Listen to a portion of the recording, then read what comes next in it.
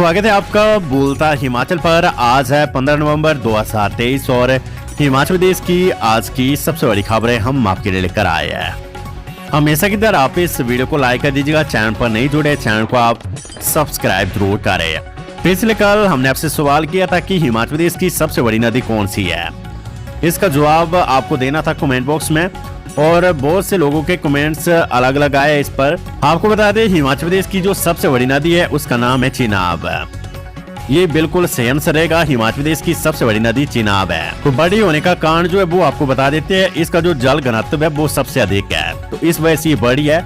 मैंने आपसे बड़ी पूछा था कि हिमाचल प्रदेश की सबसे बड़ी नदी कौन सी है।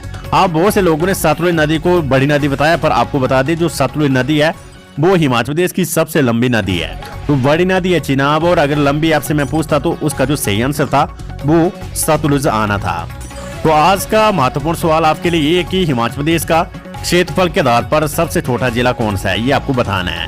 क्षेत्रफल के आधार पर हिमाचल प्रदेश का सबसे छोटा जिला कौन सा है वो आज आपको कमेंट बॉक्स में कमेंट करके जरूर बताना है।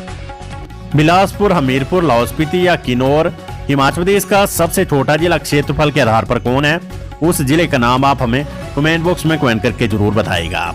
और साथ में इस वीडियो को भी आप लाइक जरूर करें और कमेंट करना आप ना भूलें। पेश है आज की सबसे बड़ी खबरें। हिमाचल में जल्द खोलेंगे बंद स्टोन क्रशर, कमेटी ने सीएम को सौंपी रिपोर्ट।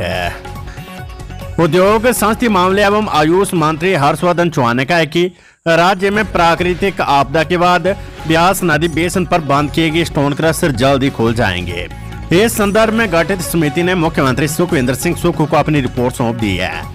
मौजूदा समय में स्टोन क्रशर बंद होने से कांगड़ा, कुल्लू और मंडी जिले में निर्माण सामग्री के दाम बढ़े हैं तथा लोगों को इसके लिए भारी राज्यों का रुख करना पड़ रहा है। इसके अलावा सरकार को रोजाना 30 से 40 लाख रुपए का राजस्व का नुकसान हो रहा है। हर्षवर्धन चौहान यहाँ पत्रकारों से अनौपचारिक बातचीत कर रहे थे। उन्होंने कहा कि उनकी गत सोमवार को इस विषय को लेकर मुख्यमंत्री से बात हुई है।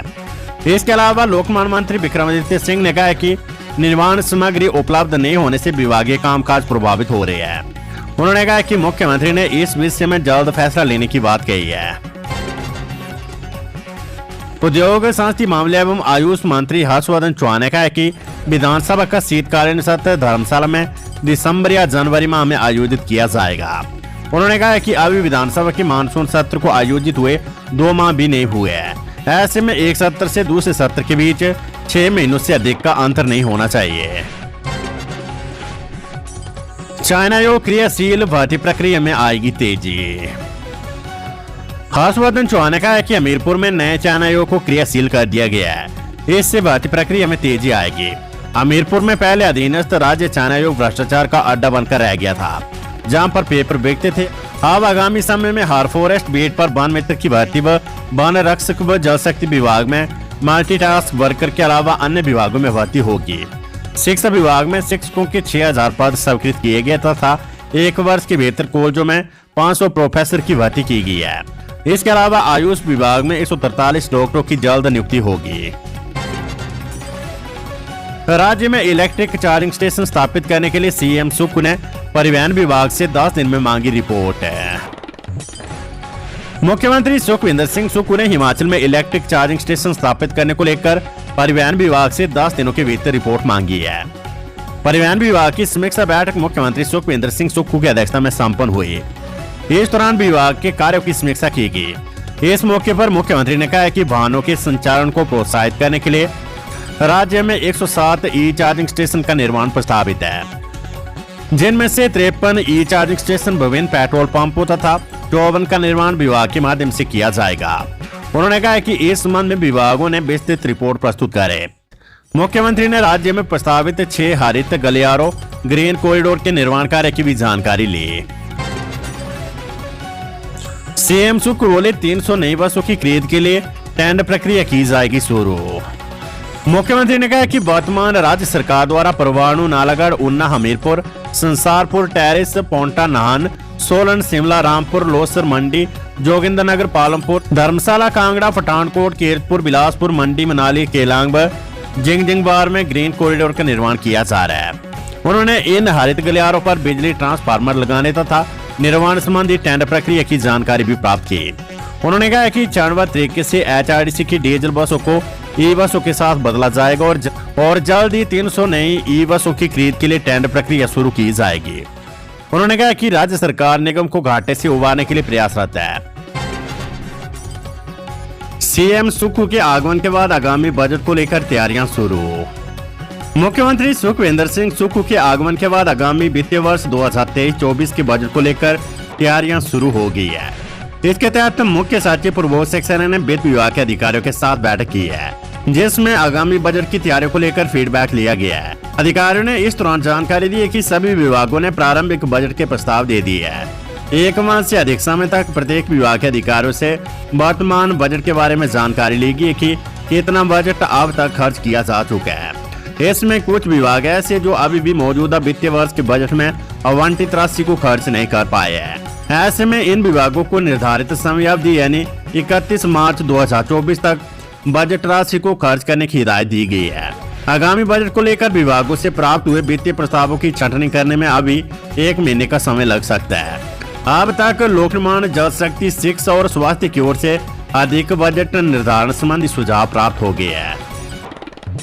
उल्लेखनीय है कि इससे पहले विभागीय स्तर पर बैठकों का दौर पूरा कर लिया गया है। हालांकि इस दौरान कुछ विभाग बजट को अब तक व्यय नहीं करने पर संतोषजनक उत्तर नहीं दे पाए हैं।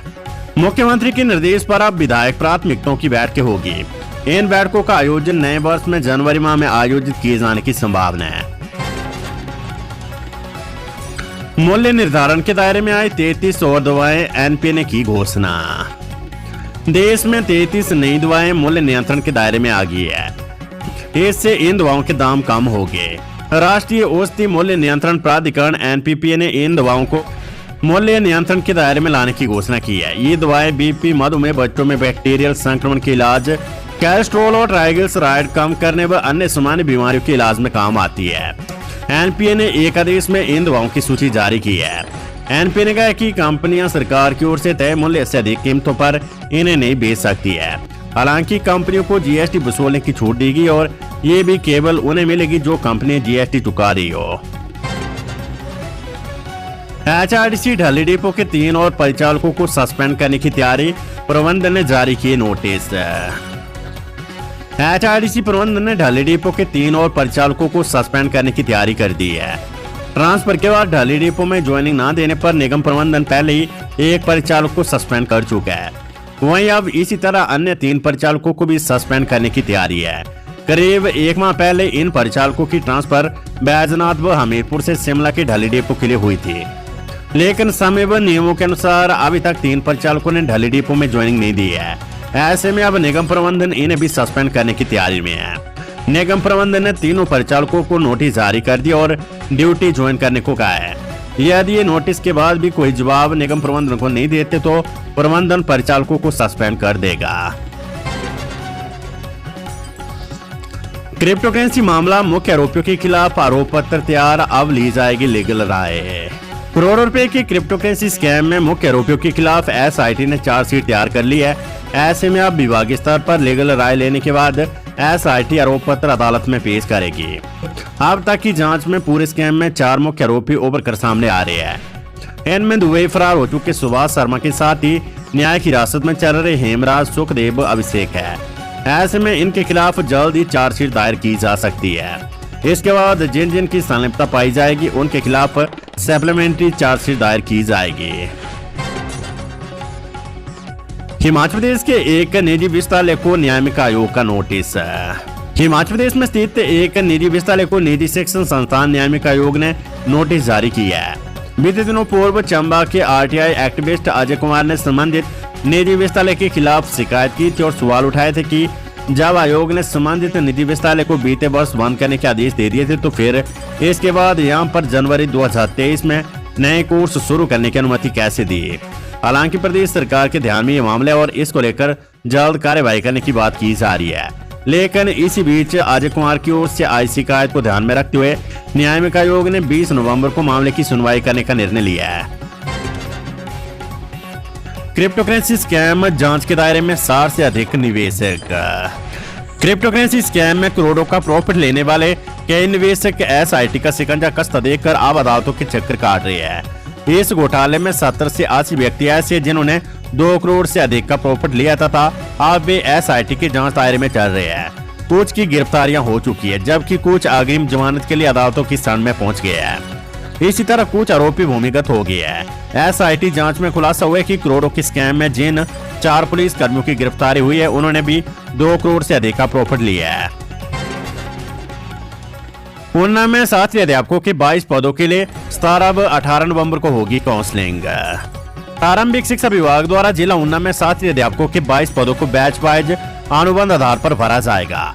शिक्षा उपनिदेशक देवेंद्र चंदेल ने बताया कि जिला रोजगार कार्यालय ऊना, आम्ब, बगाना व हरोली द्वारा जिन अभ्यर्थियों के नाम बैच वाइज आधार पर भरने के लिए प्रयोजित किए गए हैं, उनकी काउंसलिंग 17 व 18 नवंबर को सुबह 11 बजे शिक्षा उपनिदेशक कार्यालय ऊना में होगी। भाजपा का बड़ा आरोप, राजीव बिंदल बोले बंद किए गए कार्यालयों को फिर खोलकर अपने फट्टे लगा रही है सरकार। हिमाचल प्रदेश भाजपा अध्यक्ष डॉक्टर राजीव बिंदल ने आरोप लगाया कि बंद किए गए कार्यालयों को फिर खोलकर राज्य सरकार अपने फट्टे लगा रही है। उन्होंने आरोप लगाया कि पहले इन्हीं संस्थानों को बंद करके सरकार ने अपनी राजनीति चमकाई तथा अब उन्हीं को खोलकर वाहवाही लूटने का काम हो रहा है।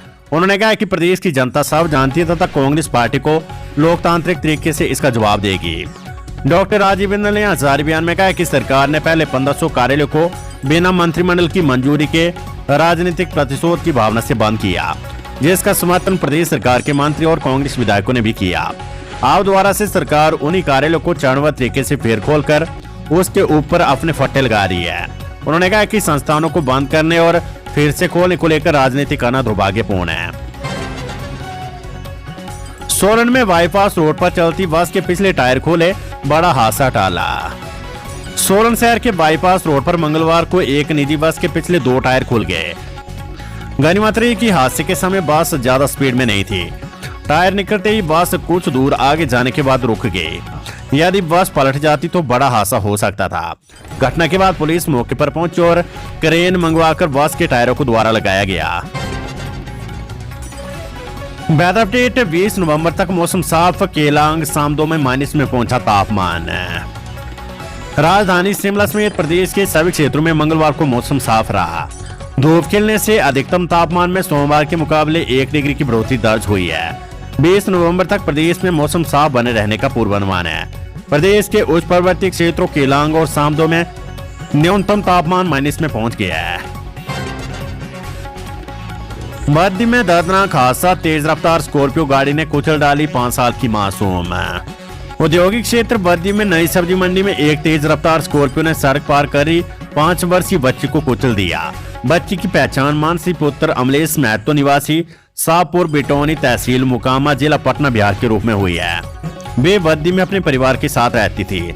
जानकारी के अनुसार मंगलवार करीब 1:30 बजे दावत चौक की ओर से एक स्कॉर्पियो गाड़ी तेज रफ्तार से आई और सड़क पार कर बच्ची को टक्कर मार दी। तो ये थी हिमाचल प्रदेश की आज की सबसे बड़ी खबरें। हमेशा की तरह आप इस वीडियो को लाइक कर दीजिएगा और हमारे चैनल बोलता है हिमाचल को आप सब्सक्राइब जरूर करें। नमस्कार, जय हिंद, जय भारत।